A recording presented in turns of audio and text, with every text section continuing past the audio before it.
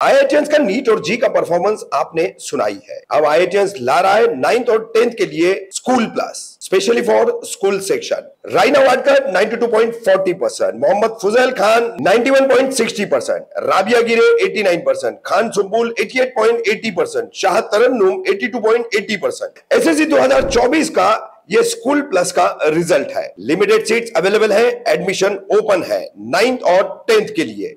साथ ही साथ highly qualified experience faculty, one on one doubt clearing, special attention on school test syllabus, revision lectures as per students requirement और books भी दी जाएगी। Contact now for more information. Pune के ससून अस्पताल का भयानक मामला, निवासी डॉक्टर ने लावारिस मरीज को रिक्शा में लाकर पेड़ के नीचे डाल दिया।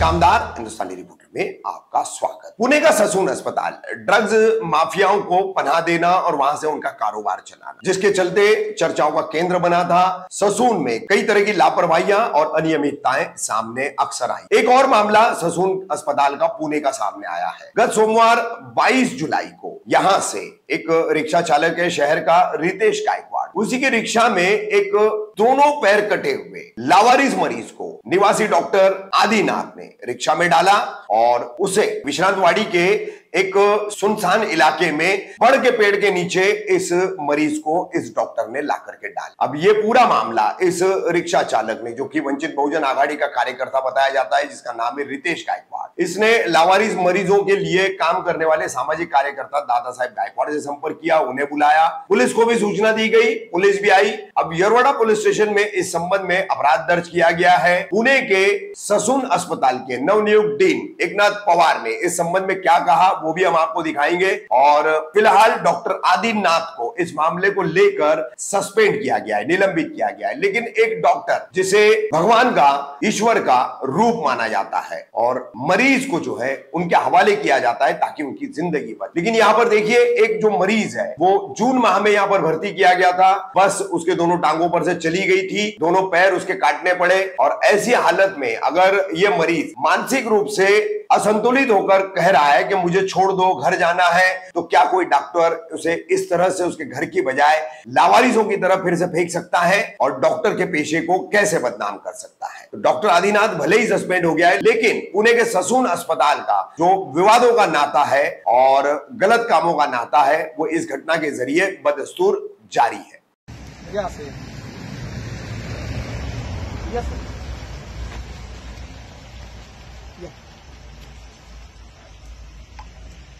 क्या उसमें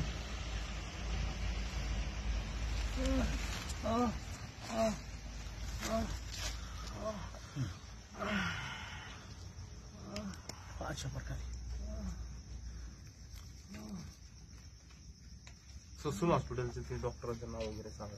या जागेवरती ससून हॉस्पिटलचे डॉक्टर आदी यांनी ह्या बेवारस पेशंटला या जागेवरती आणून टाकलेला आहे। मित्र हो, रितेश भाऊ गायकवाड यांच्या रिक्षामधनं तसा आम्ही त्यांच्यावरती ट्रॅप लावलेला होता ससून हॉस्पिटलवरतीच, की बेवारस पेशंट बाहेर कसे येतात ते पाहण्यासाठी। आज आमच्या 3 महिन्यानंतर यशस्वी तो ट्रॅप यशस्वी झालेला आहे। रितेश भाई गायकवाडचे या जागेवरती मी आभार व्यक्त करतो की आज यशस्वी त्यांनी हे केला, ट्रैप सक्सेस केला। नाम क्या भैया आपका? नाम क्या तुम्हारा? नाम क्या है तुम्हारा? अरे तुम्हारा नाम क्या है? मैं बोलत नहीं, जाओ नीलेश। कहाँ से हो आप? कहाँ से हो? कहाँ से हो आप? कौन सा मुल्क से हो भैया? कौन से मुल्क से हो आप? अरे डरना नहीं, हम आपकी मदद के लिए आए। एम्बुलेंस मध्ये चल एम्बुलेंस। नाम क्या है? तो आपका पिता का नाम? आप कहाँ मराठी बोलते हो हिंदी? कौन सी भाषा बोलते हो? हाँ हिंदी। हिंदी में कौन सी कहाँ से हो आप? नीलेश में तुम्हारा गांव कहाँ है? हाँ ठीक है, चल त्याला एम्बुलेंस मध्ये घेऊ आपण। Yes sir. Control calling Yerwada police station. Nilesh नाम आहे ना. हा 32 वर्षाचा इसम म्हणजे निनावी म्हणून ऍडमिट झाला होता 16 जूनला रात्री 7:30ला.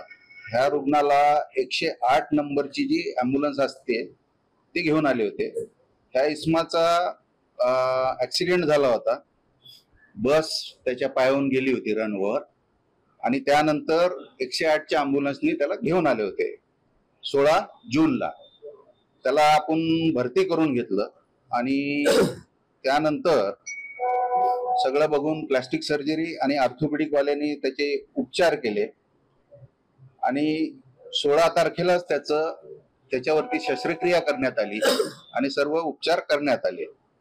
त्यानंतर त्याची जखम थोडीशी ही झाली होती तर जखमेचं पण परत दुसऱ्यांदा त्याचं ऑपरेशन केलं 27 जूनला आणि त्याचे सगळे ती जखम जी आहे टाके विके सगळे टाकले गेले आणि त्याचे टाके 4 जुलैला काढलेले आहेत. जखम भरलेली आहे त्याच्यावरती सगळे योग्य उपचार केलेले आहेत. ॲब्स्कॉन्ड झालाय असं सांगण्यात आलेलं आहे. त्याच्यापूर्वी ह्या रुग्ण जवळजवळ 8 दिवसापासून डॉक्टरांना सांगत होता की मला घरी सोडून द्या, मला घरी सोडून द्या. खूप दिवस झाले आणि डेली तो रडत होता असं मला माहिती मिळालेली आहे. हा रुग्ण जो आहे तो जी माहिती मिळालेली आहे त्याप्रमाणे तो मध्य प्रदेशला राहणारा आहे आणि बाकी त्याचं आमच्या सोशल वर्करनीही त्याचा शोध वगैरे घेण्याचा प्रयत्न केला परंतु त्याचं रिलेटिव्ह कुणी असं काही सापडून आलेलं नाही. परत जिथं तो MP मधला राहणारा आहे तिथल्या पोलीस स्टेशनची आमच्या इथल्या लोकांनी संपर्क केला होता. त्यांना माहिती दिली असा असा इशम आहे पण त्यांच्याकडनं आधी सांगितलं गेलं की आम्ही बघतो आणि तुम्हाला परत फीडबॅक देतो परंतु नंतर त्यांचाही काही फोन केल्यानंतर रिस्पॉन्स करत नाही. डॉक्टर आदिनाथ हे रेसिडेंट डॉक्टर आहेत, निवासी डॉक्टर आहेत, प्रथम वर्षाचे. त्यांचं काय काम असतं, कामाचं स्वरूप काय? ट्रेनी डॉक्टर आहेत ना, MS ऑर्थोपेडिक करतायत ते.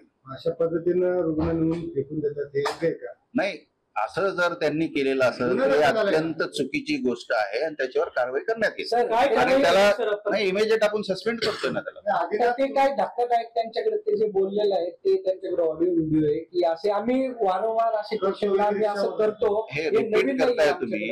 नाही आता हे फक्त त्यांनी जे सांगितलं तर त्याच्यावर मी हेच सांगितलं की आपण त्यांना पण बोलू, त्यांच्याकडून पूर्ण माहिती घेऊ आणि पूर्ण चौकशी आणती. त्यांना तर आपण सस्पेंड केलेलंच आहे. आता चौकशी करू आपण. आपल्याकडे पेशंट ट्रॅक करायची कुठली सिस्टीम आहे का? पेशंट आपल्याकडून जातो, डिस्चार्ज होतो की ऍब्स्कॉन्ड होतो, त्याला कोण घेऊन जातो, या सगळ्या संदर्भामध्ये आपल्याला साधारणपणे कधी माहिती मिळते? जर पेशंट आपल्याला दिसून आला नाही, डिस्चार्ज नसेल तर आपण काय? आता पेशंट एखादा समजा ऍब्स्कॉन्ड झाला किंवा पळून गेला आपल्या वॉर्डातून तर तिथल्या इन्चार्ज जे आहेत ते डॉक्टरांना इन्फॉर्म करतात. डॉक्टर त्यानंतर कॉल लिहून पोलिसांना कळवतात आणि आपण पोलिसांना त्याची इन्फॉर्मेशन देतो की हा रुग्ण दिसून येतो. मोठी सिक्युरिटी आहे, CCTV आहे, महाराष्ट्र सुरक्षा बल आहे तुमच्याकडे आणि अशा पद्धतीनं पाय नसलेला पेशंट गेला कसा काय माहितीये का तुम्हाला? प्राथमिक तुम्ही 3 दिवस झाले तेच सांगितलंय ना की तो रिक्षामध्ये गेलाय. कोणी नेलं त्याला काय माहितीये का? रिक्षाची चौकशी करतोय ना आपण आता.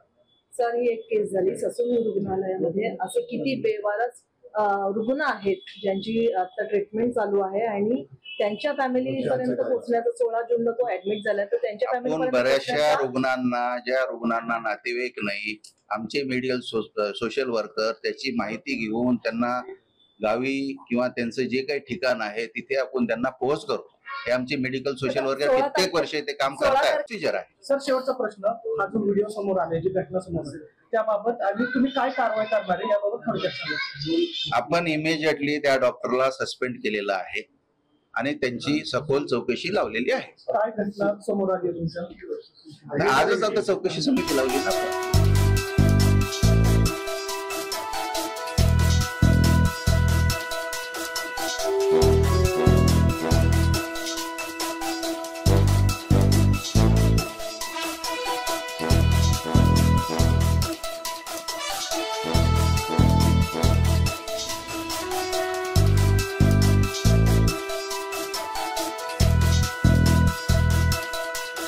आहे.